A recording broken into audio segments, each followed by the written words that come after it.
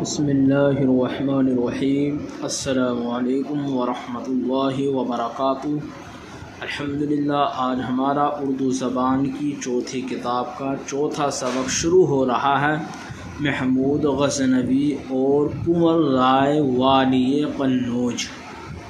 ایک بار سلطان محمود غزنوی نے قنوج پر یورش کی۔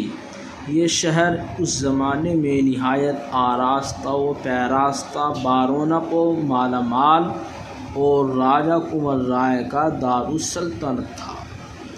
جب سلطانی لشکر قریب پہنچا تو اس کی عظمت و شوکت دیکھ کر راجہ کو تابع مقاومت نہ ہوئی۔ ناچار سلطان کے روبرو خود حاضر ہو کر اظہار عجز و نیاز کیا۔ یہ کیفیت دیکھ کر سلطان کا دل بھی نرم ہو گیا، شاہانہ لطف و مدارات سے پیش آیا اور اس کے ملک و مال سے کچھ تعرض نہ کیا۔